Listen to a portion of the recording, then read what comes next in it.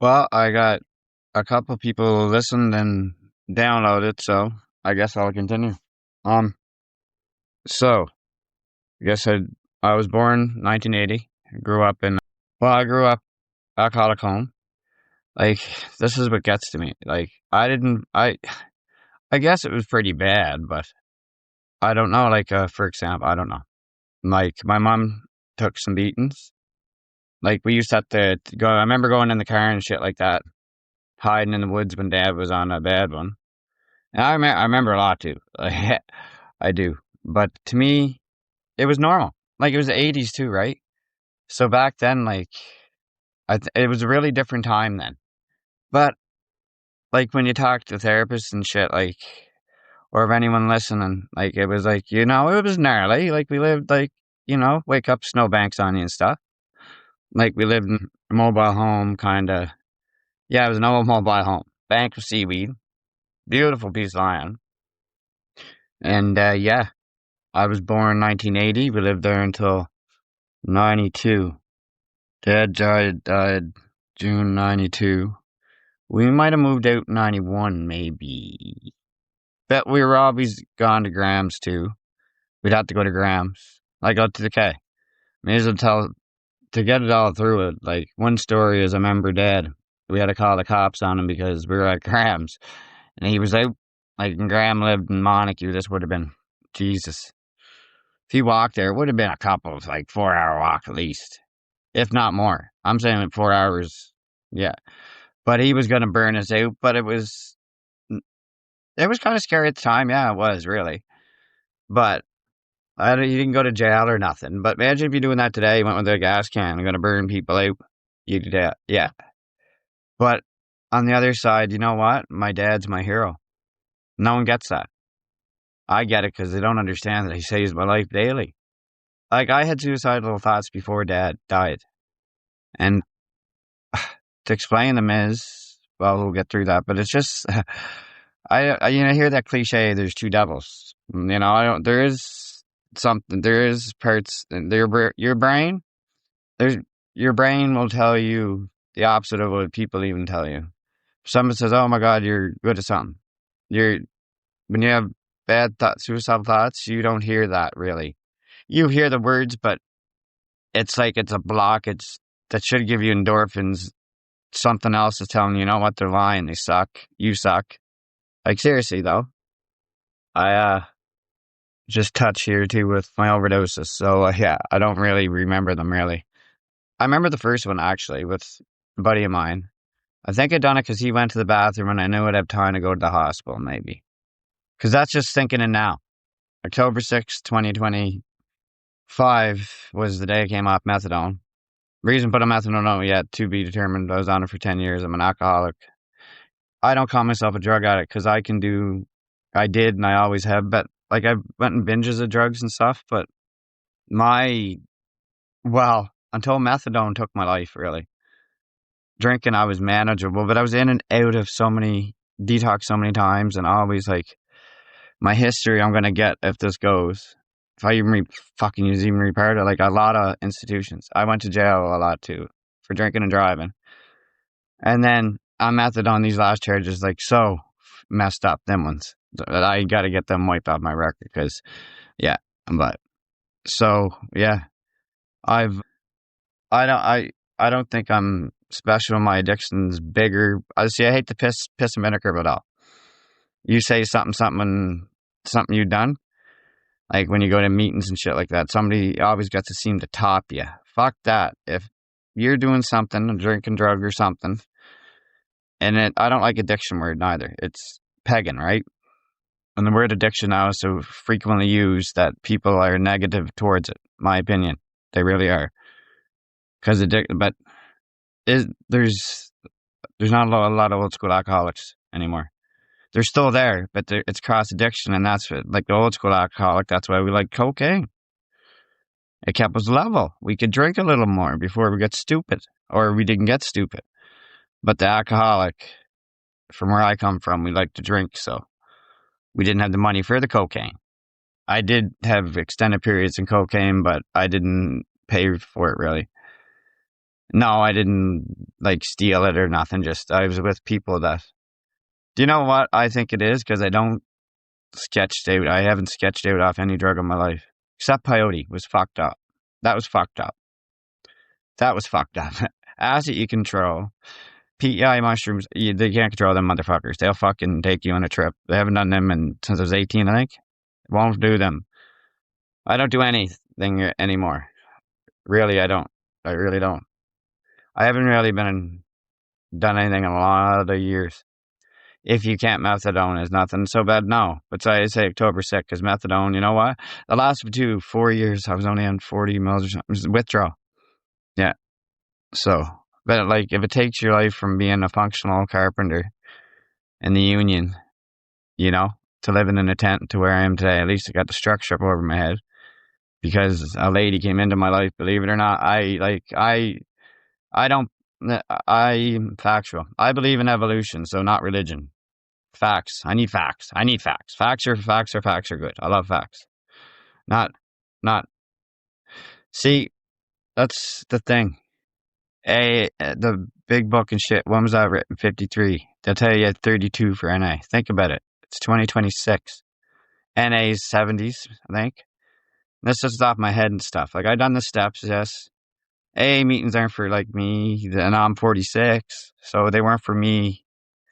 When I'm like, yeah, my first detox 13, which I don't know. We shouldn't tell a 13-year-old that he's third stage alcoholism. I'll never forget it either, right? It's on the board. They put all the stages and they circle. We think you're here. What the fuck? I'm doing what my friends were doing, right? Well, no. First couple weeks of grade 7. Yeah. So grade 7, I would have, 13. 93, I passed out in front of my homeroom, I think it was my homeroom too, wasn't it? No, it might not have been. It was my homeroom the next year. Miss Doctor, yeah, I won't say names. But anyway, yeah, I did too. And then, yeah, I remember the teacher coming out too, waking me up, me getting up and stumbling. And my brother's friends drive me to my grandmother's. What did I get? Inter-school suspension or something. Yeah, I went hard yeah. My first, I remember me and my cousin stole liquor from my dad and it was his father, and anyway. And we ended up in the ditch drinking. And yeah, that was like, I don't know, 8 or something. Just say 8. So that was 88. So 93, 92, I think, is my first drink. I remember it was with a guy named, initially BL, at the park, Spruce Trees. Wine. Yeah. And I remember a lady there, why she was there, I don't know yet. I knew her all my life, but she wasn't there. Well, bingo. Or something. But anyway, it gave me milk or something. I threw up, but you know what? Ding, ding, ding, ding. I bet I was drunk within days after that. It went hard. Yeah, I did drink a lot. Like in my teens. And then it expanded right through to today. 2026. February 15th, 16th, something. I'm trying to, while I'm doing this, oh my God. Because, yeah, I went through some shit there October. Didn't understand coming down. And for someone that can come off drugs without sketching, when you don't know you're coming down as hard as you're coming, what the fuck, it was gnarly. I seen shit, man, scarecrows. Like, another time we came off methadone 95 mils, my brother, I seen bird, like, yeah, I should have, but I couldn't, this time I couldn't register because I'm so fucking overwhelmed and, wow, but I live a harsh lifestyle where I need wood. I have a bunch of cats. I have 8 cats now. I lost, actually, yeah, 8. I lost 3 this winter. And that kills me. But anyway, I'm a cat. I love my cats. So I was chores. So I came off it. And I missed 3 days is why, but it was from fucking, it had to be done or I wouldn't have survived this winter. Because this winter was hard when I wasn't like, now this summer, spring and stuff. I can't wait. Get some shit done. But I need, like, it's getting hard, like, living this lifestyle, but I don't know if I can ever come out of it neither is the thing. But I'd like to be able to talk to people as, well, this is why I'm making this.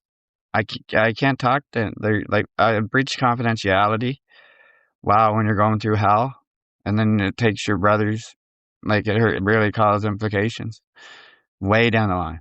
Oh, yeah, and had a noose hanging, cops growling at me about scratching cop cars. My Jesus Christ, I couldn't believe it. So I had a 72-year-old lady bring me water. In the hospital to hydrate, and they let me leave. It was the biggest fuck up I've ever seen. And I've been through so much, and I even called the detox here. They don't even know post-acute withdrawal is, and that's the day, and I was sick, but this is really why I'm doing this too, is because if they don't understand that post-acute withdrawal, I learned was 2 years, but apparently it can last 5, which I fucking believe that, yes. And it's some gnarly shit you go through. Post-acute withdrawal is harder than the first initial withdrawal. And this is why I'm making this during it. It's fucking rough, man. But it's doable, easier than everyone thinks. You gotta be tough. Like, the main thing is that you're not gonna do it until you're ready, but sometimes your body tells you early. In my case, I don't think I would have left jail drinking again, but they put me on methadone. Because I'm not methadone, and that's why I stayed on methadone. Like, if you're not an opiate, if your brain don't like opiates, I guarantee you don't like them. I wasn't even in the paper the year they put it. My mom put something in the paper when you saying how hard it was for an alcoholic to come detox off withdrawal when they were just implementing the methadone program here. It was fucking gnarly. Like, because they get brought up, like, that's the thing. I'm not against, I don't know, PEI should not, like, little places shouldn't have methadone. It's made for Hastings, Vancouver, and shit in the 80s, right? Like, methadone, like, yeah. But I was on a decade, so haters be haters, be haters, be haters. I was on a low dose at the end of it, yeah, because I didn't like it, but I was 6 years on it where, nodding off in the toilet, working, fucked up. You're fucked up when you're on it.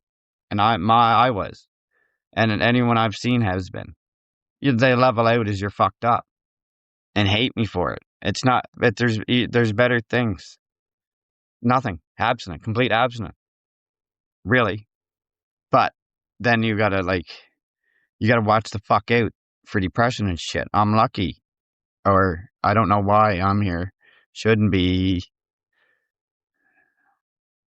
Like, when you don't like yourself your whole life, and 2 attempts, that I think I have a valid education, and really dying twice when you're 2 overdoses self-inflicted or whatever the fuck you want to say. I tried to take my overdose twice, and I did. I died.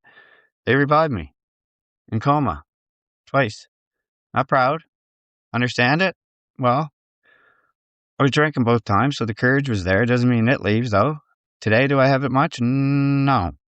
Not as much. No, not really. But, so this is episode whatever you want to put it at 2. Now then, I'm doing this for no reason, but I would love to be able to get something changed and something. There's a way to manage people that do shit they like too much that harms them. It's the way to put it, really. Not an addict. We just do shit that we know is harming us, and you can't. I don't think I can do it alone for much longer, really. Well, no, bullshit. Yeah, I can. Never tell yourself you can't. Never ever tell yourself you can't. But that's hard to do too. All of the, but it's all hard, but it's like, I live a rough, hard life, and if I can do it, and I was pretty gone. And I don't know how I came back clear. Well, I do. I don't take, man, that medication I've been on over the years, holy motherfucker. Name it. Zoloft, Syrup, well, oh my God. Haldol. Never accept Haldol. It's terrible. It will if you're not crazy, when they give it to you, it'll make you seem crazy. It gives them a right to keep you in a hospital too. Yeah, I was in too many mental institutions, for no reason. Suicide, they don't get. Throwing you in someone with suicidal thoughts, throwing them in a hospital where they think all day? How the fuck's that help you? Doesn't. There's nothing anyone can say about it. There is. A person does talk about it, but people don't want to listen. They think it's sad. Or they'll ship you off. But talk about it. That's what I'm saying. If you're thinking of, talk about it. If someone tells you don't, talk about it. And say, listen, no, I don't want to. Make them understand. Listen, it's just that I want to. I'm scared I'm going to. I don't need to be put away, but you do need to talk to somebody. Yes, you should. Because in my case, if I don't drink, I know I can beat the demon, you know?